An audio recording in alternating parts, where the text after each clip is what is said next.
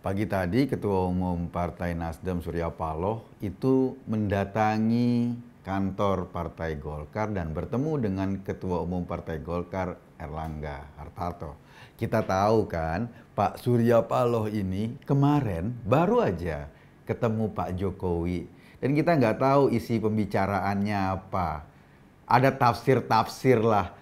Pak Sugeng Suparwoto, salah seorang pengurus Partai Nasdem misalnya ngomong bahwa Pak Jokowi katanya komplain karena waktu Nasdem mendukung Anies Baswedan nggak komunikasi dulu.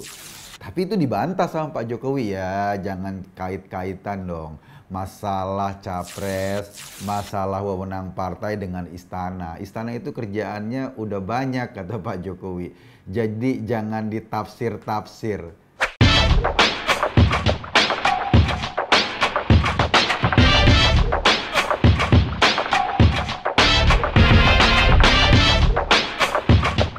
Mungkin ya, kan pertemuannya antara Pak Surya Paloh dengan Pak Jokowi. Kita nggak tahu, biasanya Pak Jokowi itu ngomong selalu dengan simbol-simbol.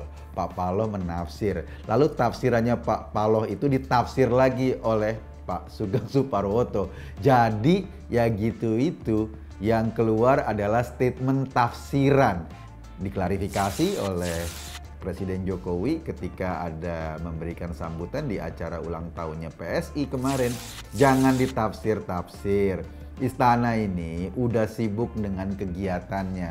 Nggak ada hubungan atau nggak ada urusan soal siapa mencalonkan siapa. Yang paling penting adalah bagaimana program-program pemerintah tetap jalan. Kalau kita baca ya pertemuan hari ini adalah pertemuan petinggi Nasdem kedua yang lintas koalisi.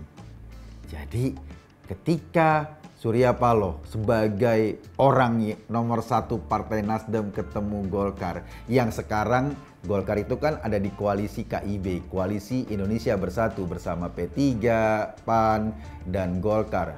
Tiketnya udah cukup nih kalau mau ngusung capres atau cawapres. Pak Paloh kucuk-kucuk kunjungan ke sana. Ini yang pertama.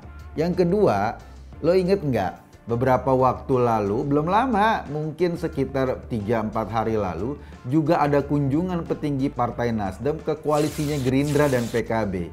Malah berkunjung ke markas pemenangan koalisi Gerindra dan PKB. Yang datang Pak Ahmad Ali. Ahmad Ali adalah wakil ketua umum. Jadi boleh dibilang Ahmad Ali ini orang nomor 2 setelah Pak Surya Paloh di Partai Nasdem. Sementara pada sisi lain ketika PKS menggelar konferensi pers untuk menyatakan dukungan kepada Anies Baswedan, kebetulan konferensi persnya digelar di Bandara Soekarno-Hatta, itu orang Nasdem malah nggak datang. Orang Partai Demokrat datang di situ, orang Nasdem nggak datang. Ketika dikonfirmasi alasannya kenapa nggak datang, ya teknis lah. Karena yang mendampingi atau yang biasa berkomunikasi dengan teman-teman di koalisi perubahan itu nggak ada di Jakarta karena sedang mendampingi Pak Anies keluar kota.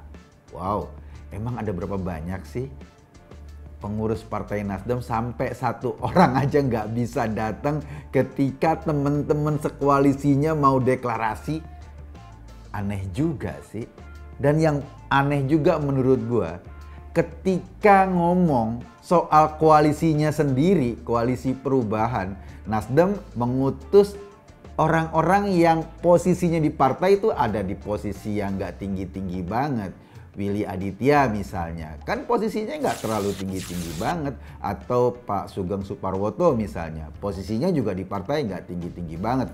Di atas dia masih ada Ananda Paloh, di atas Pak Ananda misalnya masih ada Pak Ahmad Ali, ya setelah itu Pak Surya Paloh. Jadi posisinya dibanding Pak Surya Paloh itu posisi ketiga atau keempat di bawah. Itu untuk bicara dengan koalisinya sendiri. Sementara untuk soan atau untuk bersilaturahmi dengan koalisi-koalisi lain, yang hadir justru para petingginya. Pak Ahmad Ali ke koalisi Gerindra, Pak Surya Paloh justru datangi Golkar. Ini yang lucu. Sehingga orang membaca, ada apa ya? Kenapa ketika Demokrat sama PKS sudah benar-benar melepas dengan harga murah, udahlah nggak usah ngomongin cawapres lagi, nggak usah ngomongin bargain lagi, kita dukung Anies.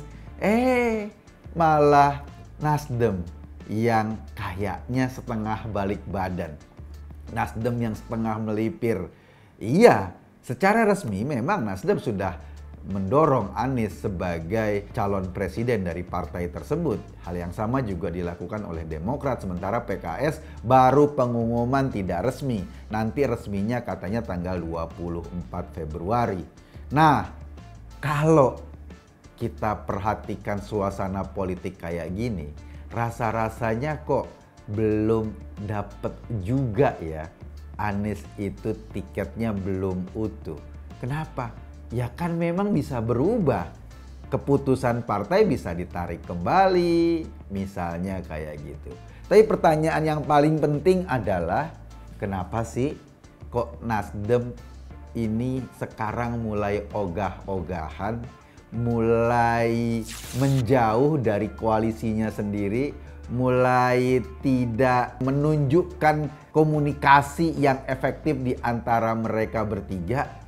Kalau gua baca sih memang karena yang dikorbankan Nasdem untuk Anies itu terlalu gede. Kenapa terlalu gede? Lo bayangin, kan biasanya ya partai itu mendukung seorang calon presiden. Bagi partai itu perhitungannya cuma satu.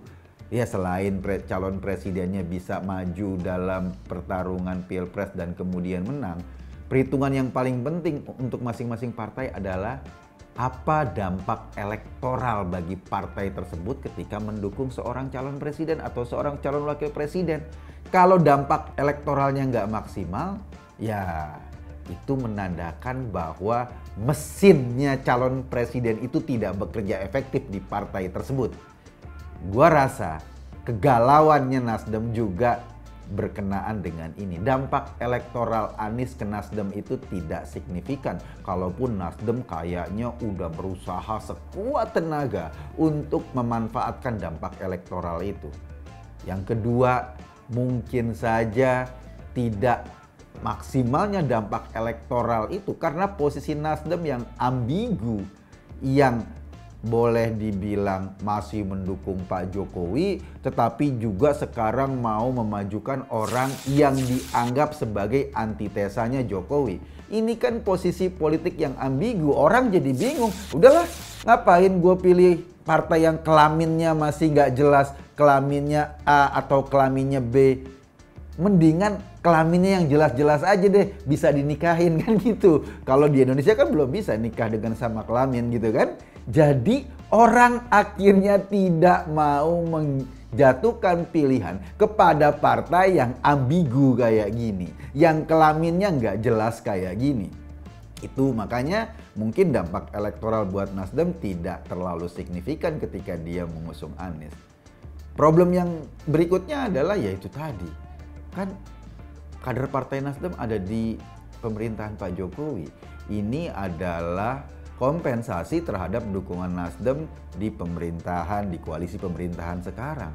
Kalau pemerintahan yang dibangun ini, pemerintahan yang kemudian dikembangkan atau dibangun oleh Nasdem sendiri, tetapi nanti pada akhir masa pemerintahan pengen dicari orang yang justru bertentangan atau katakanlah antitesa dari pemerintahan sebelumnya, itu kan sama aja Nasdem merubuhkan bangunan yang dibangunnya sendiri.